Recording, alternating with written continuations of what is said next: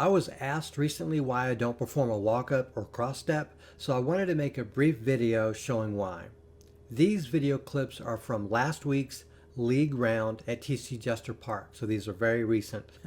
What I'm finding out is that I essentially need form coaching at a very granular level, and I need extensive repetition through drills. I'm basically getting every component wrong of a disc golf throw, no matter how I try to make adjustments. I round every time, the elbow is always dropped, while my disc is coming through neck high. My wrist is extended and never straightens up.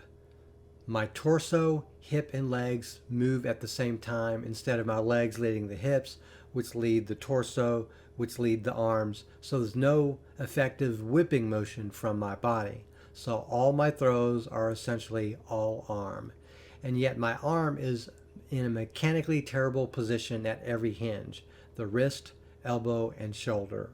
So it takes me a lot more effort to propel the disc from my hand than it should, and it puts a relatively low ceiling on distance that I can reach from any throw.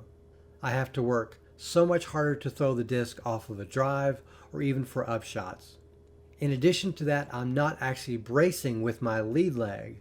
On top of all that, my coordination is so bad that every walk-up is effectively different. Sometimes I hop in the middle. My lead foot is always pointing forward when it touches the ground, so it's not that squish the bug effect or crushing the can effect from the lead leg. My front leg is bent instead of straight, and every follow through is a little different. Sometimes my trailing leg swings wide around, other times it drags slowly behind me, roughly in line with the throw. And the result isn't just a loss of power. More importantly, this results in wildly inaccurate throws. Nose up, nose down, throw high, throw low, sharp hyzer, sharp anhyzer, early release, late release, too little power, too much power, and almost always a lot of wobble. And sometimes I just randomly shank a drive at a 45-degree angle to the right. Sean refers to this jokingly as white boy rhythm, and he's right. And just to be honest, I'm totally embarrassed by this, and it does actually hurt my performance on the course. And it also hurts my mindset. I also need to work on behavior changes on the course, from taking a little more time to think through what I'm doing to spending more time cooling off after mistakes. I pride myself on being a logical and rational thinker, and when I get frustrated, it's often because I'm too hard on myself. I need to turn these mistakes into learning opportunities for getting better and learn to laugh it off.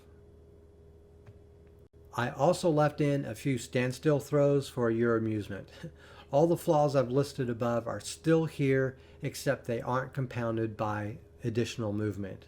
There are also shorter distance throws, but you can see that I'm still putting a lot into these throws.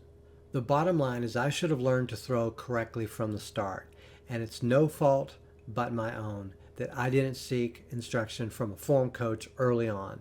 The content that was on YouTube at the time I started playing disc golf was all over the place, and I wasn't in a position to glean good information from bad information.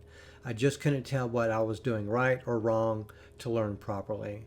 So for the time being, I'm reverting to standstill only throws to minimize errors, and I'm ending my throwing training series until I actually make improvements on the course that make it into rounds that I play.